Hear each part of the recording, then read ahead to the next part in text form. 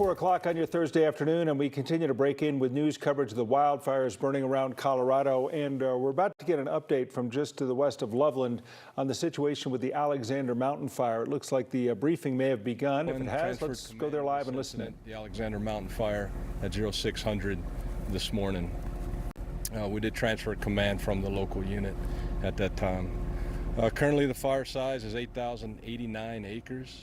It's still active on most sides. Still at 0% containment.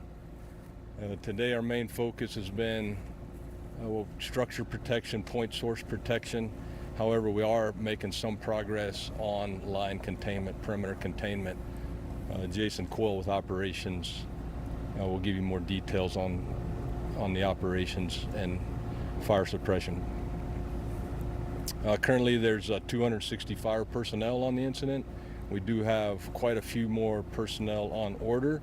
Most of those orders are being unable to fill at this time due to other fires in the country. End of report.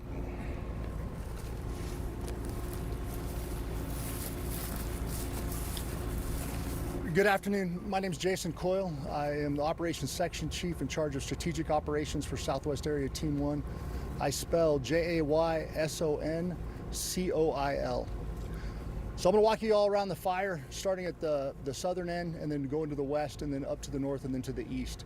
So before I do that, just generally speaking, the strategy that we've been implementing today is the same strategy that the local team implemented yesterday with considerable success considering the situation that they're faced with, and in close coordination with the Larimer County Sheriff and a lot of the other cooperating agencies.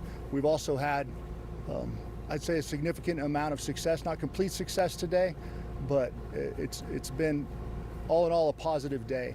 So on the southern end of the fire along Highway 34, crews have been working along the communities, and there's a fiber optic line that's above ground there that runs adjacent to 34 on the fire side in many areas. And they've been able to protect that. They've also been able to protect the structures along 34. There's still some areas where the fire could roll down and impact Highway 34 and impact that fiber optic line. So we'll continue that patrol 24 hours a day until we ensure that there's no longer any threat to that. Because that fiber optic line is the primary 911 line into Estes Park, and there's limited redundancy, and it also would negatively impact all of their landlines if that was to become damaged. So as you go on to the west side of the fire, the community of Cedar Park, subdivision of Cedar Park, is the area where most of the crew work has been focused today. And so along Cedar Park, there's a previous fuel break that was established on the southern end, just where the road kind of tops out. And they have been able to utilize that to prevent fire from moving further to the west along the southern end of that community. However, along the northern end, fire has come into the community some, and they're looking for ways to connect that westernmost fire's edge together through some open terrain features, avoid the homes, and tie it back down to that fuel treatment on the south. That will reduce the immediate threat to a large number of the homes in Cedar Park, and it will also reduce the potential that the fire will be able to continue to move west towards the Storm Mountain subdivision. Further up on the western side, crews were basically left the majority of the subdivision and went east to the fire's edge. They worked along that fire's edge, and they've made good progress, especially considering the limited number of resources that we have. However, there's a drainage that runs up towards Spruce Mountain that's about halfway across the top of the fire. Fire activity picked up in there this afternoon as soon as the column lifted, as soon as the haze cleared out, and is continuing to move to the north and west up that drainage towards Spruce Mountain. We anticipate that before the end of this operational period that fire will hit the Cameron Peak fire scar, and we do not anticipate that fire to move very far at all into that Cameron Peak scar, which will prevent it from threatening things that are on the opposite side of Cameron Peak. We'll be monitoring that, and we've decided that if the fire moves more than a mile through Cameron Peak, then our estimates were wrong, and then we will make sure that the Sheriff's Office is aware so that they can take the actions necessary for any newly affected or potentially affected areas to the north. Off on the east side in what is Masonville, there's a canal road on the southeast corner that goes down towards 34 that they burned out 2 days ago. So they burned all the fuel between the fire's edge and where the canal road was. That's holding. Yesterday, crews also put in, hotshot crews put in hand line up that fire's edge to the northwest, almost all the way to where the northeastern corner of the fire is. And that is also holding today. They're in there continuing to reinforce that line. There's a little bit of activity on that northeastern corner, and we anticipate that if they're successful with those actions today, we'll be able to literally turn the corner on that northeast side and get it tied back in to the Cameron Peak fire scar. And then after that, on the eastern side, the emphasis will be ensuring that that line holds over the next several days while the fuel consumes, and then that will eliminate the majority of the threats to the communities to the east. So that's kind of the walk around the fire. Thank you. There was some mitigation work to the east side of Cedar Park. Do you know if that was helpful? You know, that to the southeast side, yes, there was fuels treatments that were put in there, and tying that fire into the fuels treatment. What it's allowed to do is it's allowed to segregate our work. So if that wasn't there and you have fire below you on a slope, you can't really commit crews up above that slope, because if it gets active, it runs up there and they could get trapped. So having that field break in there is something that the field operations I were just talking about this evening, is utilizing that to work on the southern half and then work on the northern half. We continue to work on the northern half in Cedar Park and get it tied back around. Can you speak to, as far as the structures, have there been any fire stations damaged or destroyed? The sheriff's office will report on damage assessments. I don't want to misspeak. All right, thanks. Good one. Thank you.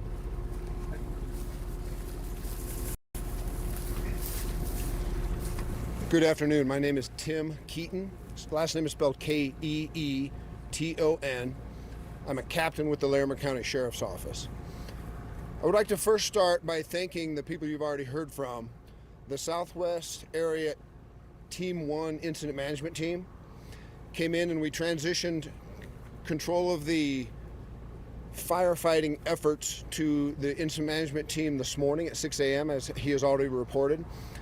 And I want to make it clear that we have a wonderful working relationship, and the transition has been very smooth to this point. Everything is going well. We're working very well together. The next thing I'd like to do is thank our community. These things are always difficult and undoubtedly very inconvenient for everybody involved, but especially those who have been evacuated. Thank you for your patience. Thank you for being prepared. Unfortunately, we have exposure to this in the last few years, so it's not our first time experiencing this for most of us, but thank you for being willing, being prepared, and acknowledging that we are always going to prioritize life safety over inconvenience. I want to talk a little bit about our evacuations. The evacuations that we have put into place for the last couple of days still remain in place, but I want to emphasize that they are very fluid. Those very well may change in the next few days, and with the team we are constantly managing and assessing what to do with the evacuations, whether to lift them if we strongly believe there's no more threat to life safety, or depending on the fire movement and fire behavior, whether we need to put more in place. We will constantly be in communication about that, and the public will be the first to know when we have concerns, and you'll know when we're going to implement more or less. Either way, we will communicate that out. Now here's the unfortunate news. We have had loss and structures lost in this fire up to this point. Up in the area, and I want to be very specific, in the very immediate area of Palisade Mountain Drive and Snowtop Drive, we have lost approximately 24 structures. I want to emphasize this doesn't necessarily mean 24 homes. These structures are combinations of homes and outbuildings, but our guess at this point from the firefighters that have been in there is approximately 24. I don't have any more specific information on that, but I do want to emphasize that we are going to, with support of firefighters, put damage assessment teams in, hopefully tomorrow morning, if fire behavior allows, and get more specifics on homeowners and exact addresses so that we can start notifying residents of what the circumstances are. I'm going to read this so that you guys, so that I get it right. In the past, we have had a very difficult time identifying proper homeowners who live in the areas when we have had fire damaged structures. So if you think you may have been affected by this, I want you to write this number down and call it. That's area code 970-980-2800. And what I would like you to do is contact that number and give us where you live and your best contact information, so that if you are in fact affected by this, we have the best way possible to get in contact with you, and it's very, very expedient, so we don't have to spend a lot of time looking it up. The three of us will now take questions. I want to preface the fact that there are very well maybe a lot of things that we don't have answers to at this point in time. We're not trying to hide anything. There's just a lot of unknowns yet. You guys want to step up? So, What questions do we have? so the question I asked before was whether you know if any fire stations have been disrupted by the fire. That's a great question. There is a fire station up in that general vicinity. I don't have any specific information on whether that was one of the structures that was damaged. Thank you. I know you're still trying to assess the damage of the 24 structures, but are we assuming that of the about 24, most of those are homes versus an outbuilding? I really don't have an assumption on that, and the reason is a lot of the structures up there have more than one outbuilding, so it very well may be one home that had 2 or 3 outbuildings by it accounted for more than simply one. Certainly that's the hope. And one quick follow-up. We talked about certain neighborhoods in the different directions that you were talking about. What are the communities that are most threatened at this point? I think that what we've been reporting on is Storm Mountain primarily, and the entire area around that is probably the most impacted right now by the actual flame front. Agreed. Is that accurate? Cedar Is that Park. fair? Yeah, it seems to be, when we speak to people, there's 2 different names. Storm Mountain is sometimes referenced the area to the west, whereas Cedar Park is the one to the east. So both of those both two. of those areas. Both of those combined are the ones that are being primarily impacted. Great question. How many aircraft do you guys got up right now? Depends on the day. We've probably had a high of 5 or 6 working at any given one time. Actual aircraft dumping water. That doesn't include the aircraft that are being used to coordinate those efforts. It's been down as low as 2. It's really dependent on what the resources are available, the time of the pilot. We've pulled a couple off to fight the fire down south for a short period of time yesterday, so that fluctuates. It's not as static as one might think. We're not seeing those aircraft from here. Would it be safe to say they're up in that Cedar Park area, Storm Mountain area? They are. Yes, to say there's fixed wing and rotary wing aircraft, so helicopters drop in water, and then the airplanes drop in water that are working in coordination with the crews on the ground on the Cedar Park / Storm King area on the northwest corner of the fire. Forgive me if you addressed this in the first question, but when you say 24 plus structures, is there a possibility that 2 or 3 of them could be on one property? I think there's a very strong possibility that's the case, yes. And are those complete losses, or is it damage and complete loss? That's really going to depend on the assessment that we're able to do tomorrow. The firefighters that were giving us these rough numbers are really not the ones that will go in there and do a true damage assessment. And we know that down in Stone Canyon, we had obviously the fatality of somebody in one of the structures that was lost down there. As of right now, do we know of any injury or deaths reported from this fire? None that I'm aware of. Can we also talk about the change in containment? Earlier it was 1%, and you all just said 0. I know it's a small change, but... So we report percent containment as a percentage of line that's controlled relative to the overall percentage, or relative to the overall the size of the fire. So if we're at 1% and the size of the fire increased, which it has, then we'll drop below that number. As we add black to the map that represents areas of the fire that are contained, then say if it's 100 miles around it and we've got 10 miles contained, we'll report 10%. If the fire grows to 200 acres, that number would drop to 5%. Can anybody confirm that the 1% was at Silverdale basically yesterday?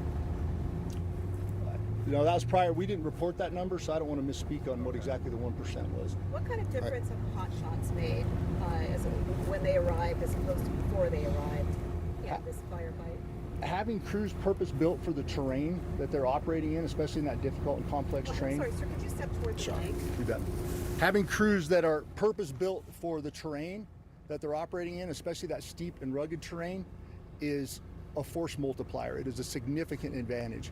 It allows them to work more autonomously, and it also allows us to, for lack of a better term, give them a longer leash.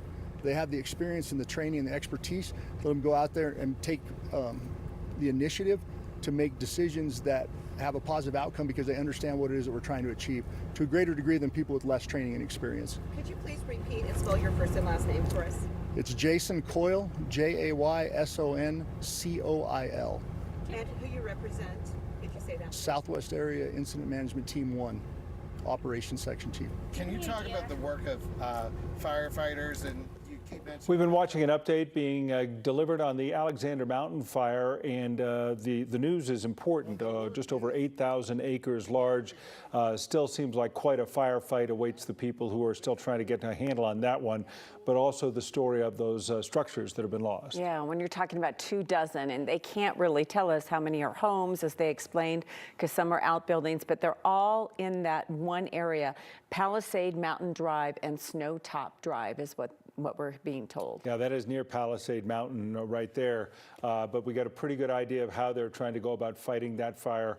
We'll continue to follow that, and any more information we get on the Alexander Mountain fire, we will be sharing with you. But